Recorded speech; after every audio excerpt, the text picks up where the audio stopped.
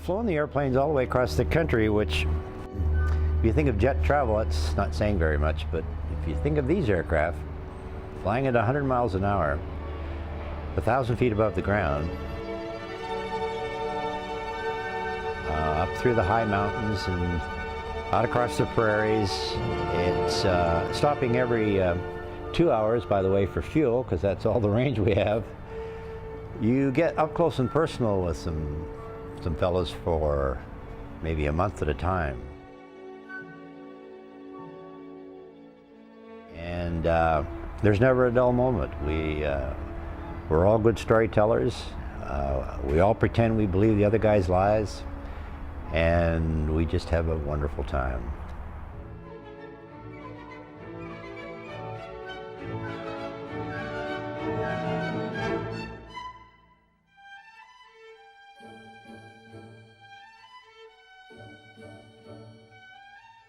And fortunately, we are all simpatico.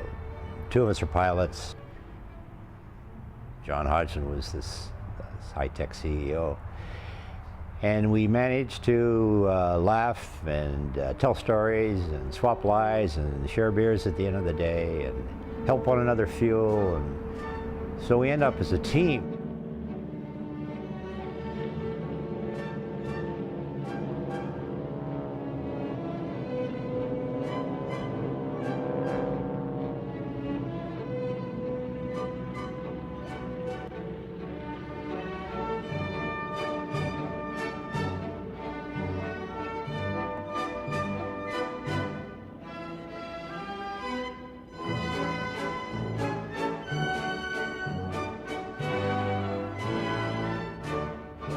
I think what we all learn is that there is no perfect formation flight, not in these airplanes. Now those Blue Angels guys flying their high-performance jets, they've got it really easy. So all that stuff you see, that's a lead pipe cinch. This is a flying kite, and each air current takes it and bounces it around and tosses you up and down. So you're always fighting to regain the proper formation position. And some days we just sort of pass through there every now and then. So you can't fly the perfect formation flight. But what makes it so exciting is we try.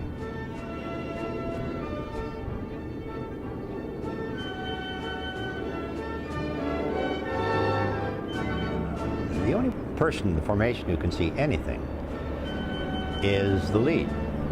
And he doesn't see all that much because these airplanes are blocky. But number 2 and 3 and 4 don't see anything except the man they're flying formation off.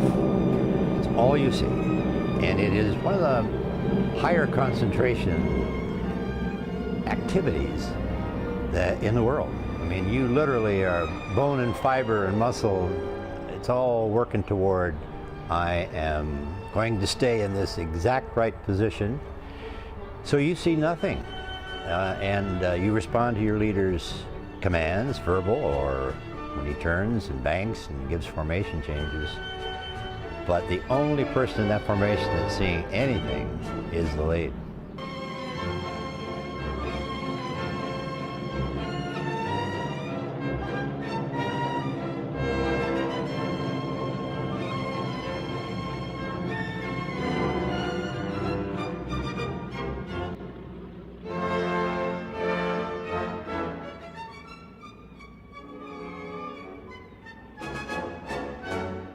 We generally fly maybe 5 passes before we come to the missing man. And I fly that position, generally speaking, number 3, and every single time as I pull up, I get emotionally choked up because it means a lot to me personally. I served in the Canadian Air Force and lost a lot of friends, and it's just some way to acknowledge and let the people on the ground participate in this idea that these guys aren't forgotten. They did a heck of a job, and they made it possible for us to have this July 4th. And I actually do feel pretty emotional when I make that pass.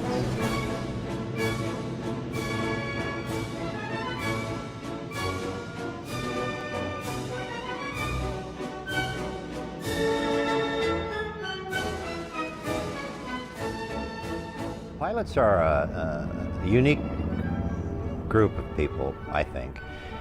They tend to perhaps fit into a certain type of category, which is sort of a perfectionist kind of guy and a meticulous kind of guy, and somebody who's generally striving for perfection in whatever he does, whether it's translated from his business or if they've been pilots all their lives, as I was.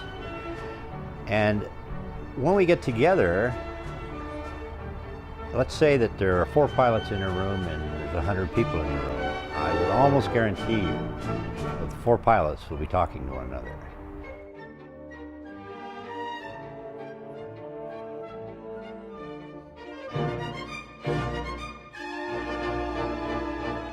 We have this common thread of interest where we always manage to find the other pilot in the room, and they're just interesting people. Generally pretty bright, have had interesting careers, one place or another, and we enjoy one another. We really enjoy one another's companies. We're just one dot off center, I guess, from a lot of folks. And when we're together, we really hit it off. Pilots come from every walk of life, and but once you become a pilot, once you get to be part of this community, then that's where I will tell you that pilots will gravitate toward one another, because somehow or other we can recognize this vibe.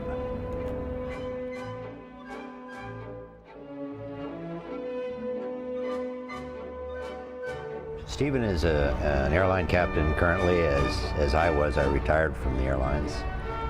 And we've just recently come to an agreement where we're going to share the airplane now, 50%. So to fly with my son in an airplane that is now, 68 years old, is just a tremendous kick. First of all, Steve's a great pilot, so it's fun to sit and watch how well he flies. And I'm coming to the stage where I will not be able to do this too much longer, and it's going to continue because of the ability of Stephen to step right into my shoes, if you will, and keep this wonderful flying piece of history in front of folks for another, we hope, 68 years.